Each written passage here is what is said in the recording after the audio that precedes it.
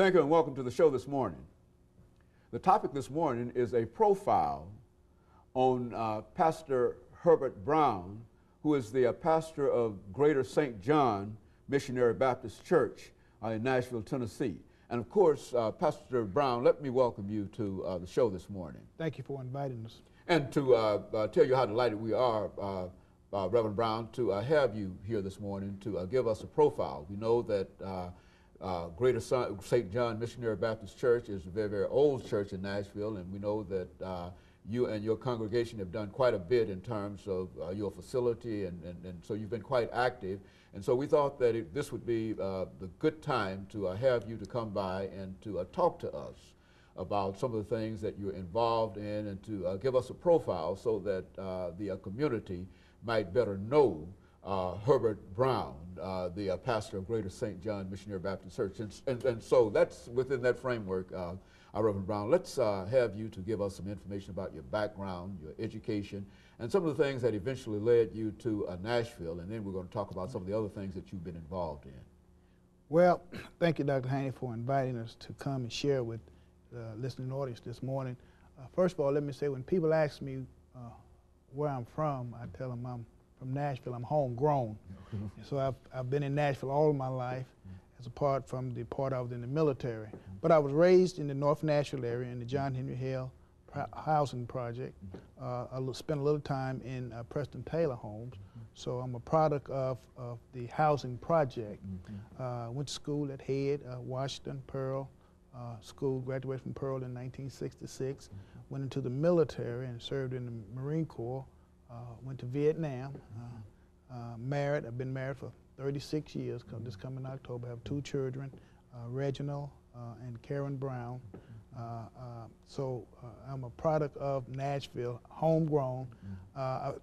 After receiving my call into the ministry in 1971, I attended ABT then, National American Baptist College, but it was American Baptist Theological Seminary back then.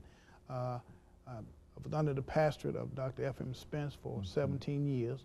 In 1988, the fourth Sunday in January, the church called me as pastor, and I've been pastor of Greater St. John for the last 15 years. You know, Reverend Brown, I think that you mentioned your training at American Baptist Theological Seminary.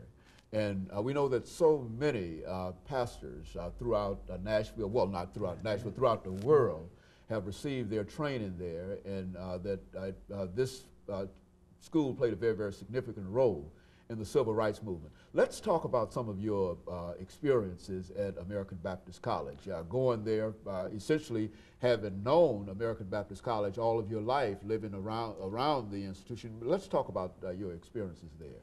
Well, I went to the Extension Union, which was a night study, because I worked and I was married and worked during the day, and went to school at night.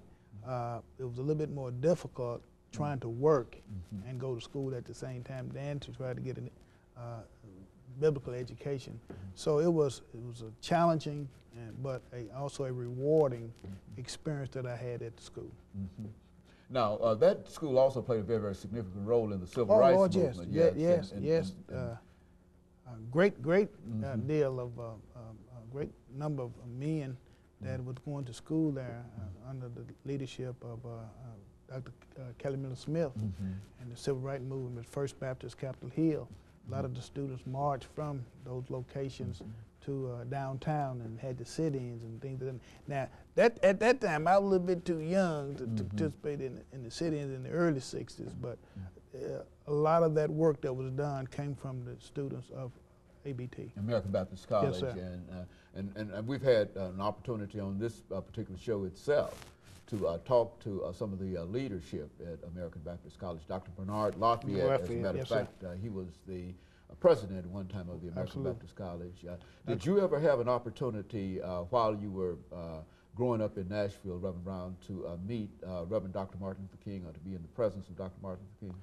No, when Dr. Martin Luther King was really active in the civil rights movement, I was about 9 or 10 years old at that time. So that was a little bit,